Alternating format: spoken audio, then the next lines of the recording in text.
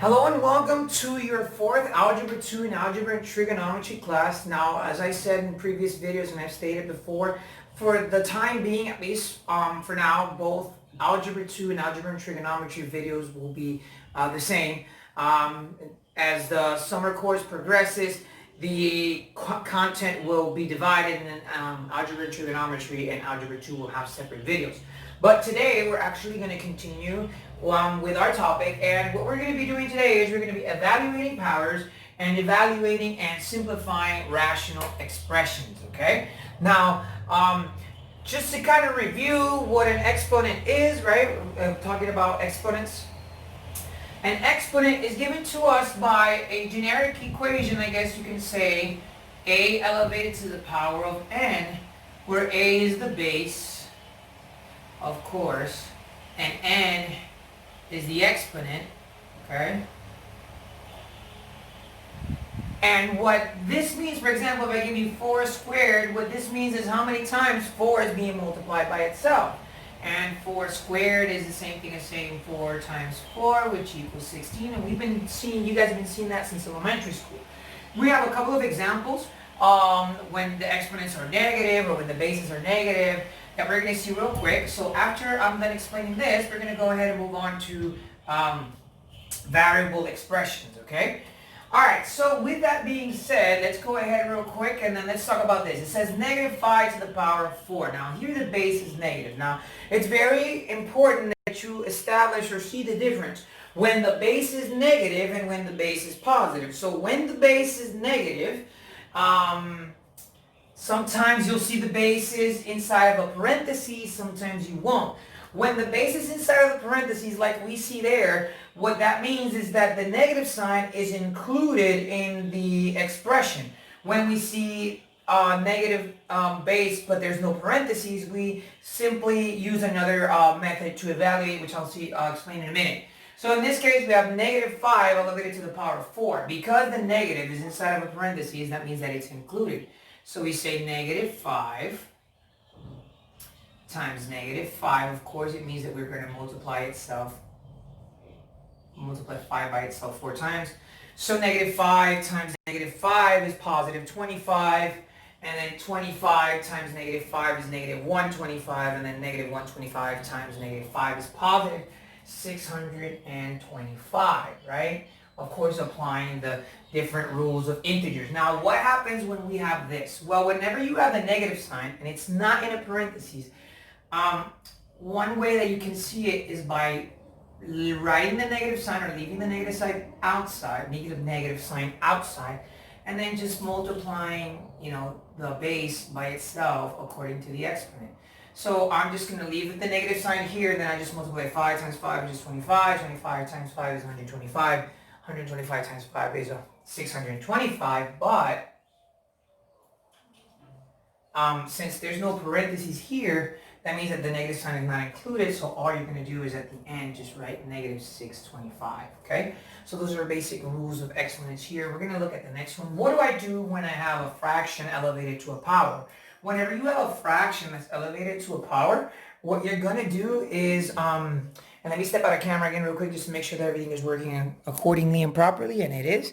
Okay, so whenever you have a fraction inside of a parentheses, the exponent applies to the numerator and the denominator. So technically, this is saying how much is 1 squared? Well, we all know that 1 squared is 1, because 1 times 1 is 1. And the other one is basically saying, well, how much is 4 squared? And we already know that 4 squared is 4 times 4, and 4 times 4 is 16. So our answer is 1/16. Now, what do you do when you have a variable? Same situation. You have x over 2 elevated to the power of 5. Well, basically, x elevated to the power of 5. Now, you assume, of course, x elevated to the power of 5 is like saying x times x times x times x times x. So in that case, this would be simply stated x elevated to the power of 5 and 2 elevated to the power of 5, which is 2 times 2 times 2 times 2 times 2, or 2 multiplied by itself 5 times, and it would be x to the power of 5 over 32. When we have a negative exponent like we have here, well, we know the rule states that we can't have a negative exponent, so we simply just write a 1 over it and say 1 over 2 to the power of negative 3. And then, or 2 to the power of 3, excuse me, because once I take this and I write it as a fraction, that exponent turns into a positive. Now, it doesn't happen magically. What's happening is that you know that all real numbers are technically written over 1. So what I'm really doing is just flipping it over, and that's why the negative exponent turns into a positive one. It's just that we kind of do that step mentally, we skip it. And the rule of thumb is basically that whenever you have a negative exponent, you just put a 1 over it. So 2 to the power of 3 is 8, and my final answer is 1/8. Simple as that. Now, other examples of evaluating powers, and I'm going to go ahead and erase this real quick, just let you guys take a quick look at it before I erase it. Okay, I'm going to erase this. Now, other types of rules that we have for exponents, for example, if we have something like 4/7 elevated to the power of 0. Now, what if I have a exponent that's 0? Now, if the rule states that if I have an exponent that is a 0, regardless, no matter what, my answer is going to be 1. So this is just going to be 1, okay? Now, what if I have something like this?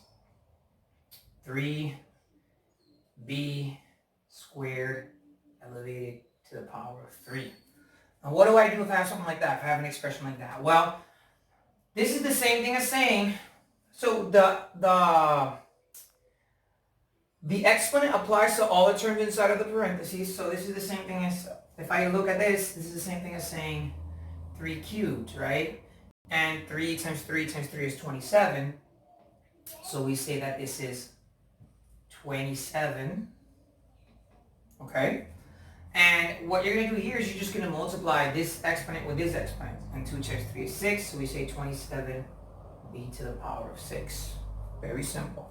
Very easy. What if I'm multiplying or dividing exponents with the same base? Now, if you have something like this, x to the power of 4 times x to the power of negative 7, for example. Now, whenever you have exponents, you can add them, you can subtract them, you can multiply them, you can divide them. But adding and subtracting have an entirely different set of rules than the ones we're going to see here. If you're ever going to multiply or divide an exponent, you have to make sure that the bases are the same. So if I look at x to the power of 4 and x to the power of negative 7, I know that the bases are the same because they're both x. Now, whenever you're multiplying exponents with the same base, you're going to add the exponents.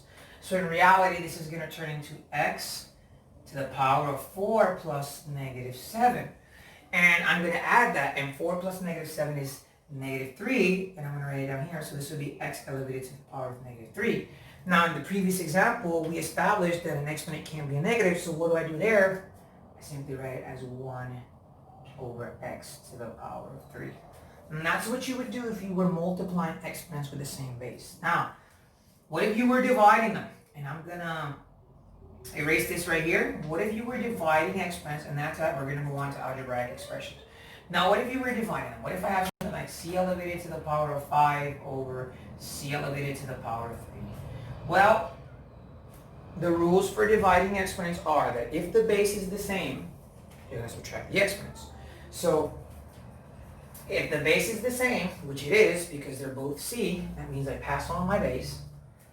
And I subtract 5 minus 3, which is 2. That would be c squared. One thing that you always have to remember is that all exponents must stay positive. So if there's ever a negative exponent in your answer, you have to use the property that we were talking about a minute ago, which is that you write a 1 over the exponent. Okay, so that's it for evaluating powers. Let's go straight into algebraic expression. Now, an algebraic expression is basically an expression that includes numbers, variables, and operations, adding, subtracting, so on and so forth. To evaluate them, we have to first understand what a variable is. In reality, what a variable is just a number whose value I don't know. So whenever you see something like negative 4x squared, that x is really a number, I just don't know what number it is. Now, whenever you're evaluating an expression, the value of the variable is given to you. So in this example, the value of the variable, which is x equals negative 3.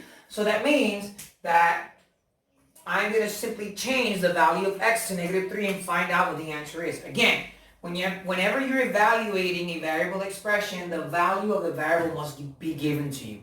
If it isn't given to you, that means that it's an equation and we have to solve it, whether it's linear, quadratic. You already have an idea of how to solve linear. But when you're evaluating, you must have a value given to you. So all I'm going to do is just plug in the -3 in this case into the entire expression. And this is going to be -4 times 3 squared minus 6 times -3 plus 11. And we're going to use order of operations, so that means we're going to work with our parentheses first. So 3 squared is 9, so this would be, and this is -3, I'm sorry, -3. And -3 times -3 is 9. And 9 times 4 is 36, and since 4 is negative, it's -36 minus, you have -6 times -3, which actually turns into plus 18, and plus 11. So I'm just going to add -36 plus 18 is -18, and -18 plus 11 is -7, and that's it. That's my answer. It's really simple. It's nothing out of the ordinary. You've done this since you were like maybe in 6th or 7th grade. We're just reviewing the concept, which is why I'm not going to go and beyond that. I'm going to check out, make sure that everything is working properly. Okay, so what do we do next? What we're going to do now is we're going to go into simplifying expressions. Okay? Now, excuse me. Simplifying variable expressions, ladies and gentlemen, simply means, or simply put, is to combine like terms, and that's something that you guys have been doing pretty much all of your academic careers since middle school. Now, this is what I mean. And I'm going to go ahead and erase this. Let me see if I can get a little bit of extra light in here.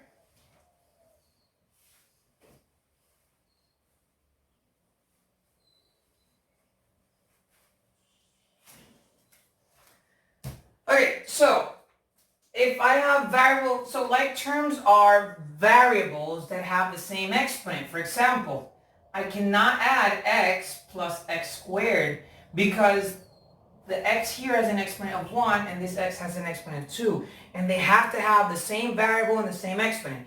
Likewise, I can't add a plus b because they're not the same variable.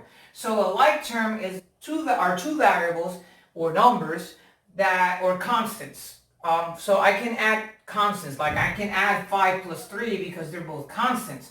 But in terms of variables, the variables have to have the same letter and the same exponent. If they don't have the same letter and the same exponent, I can't add them, subtract them, or anything like that. But if they do, like we're going to see in this example right here real quick, if I do have something like 8x plus 3x, because both of them have the same variable, which is x, and because the x has an exponent of 1, I can simply add them, and these would be 11x. Simple as that, ladies and gentlemen. Nothing out of the ordinary, nothing too complicated with it. The second one says 5p squared plus p, minus 2p squared, okay? So I have to simplify this variable expression. And again, all you're going to do is just combine like terms, and you regroup them. So I'm going to say 5p squared. I'm going to move the minus 2p next to the 5p squared. So minus 2p squared plus p. 5 minus 2 is 3, so that would be 3p squared plus p. And that's it. That's it for that. It's very simple. So if you notice, these examples are quite easy. And it's kind of like we started really hard and now we're kind of going back down to basics.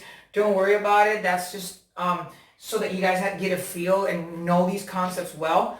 I'm going to go ahead and erase this.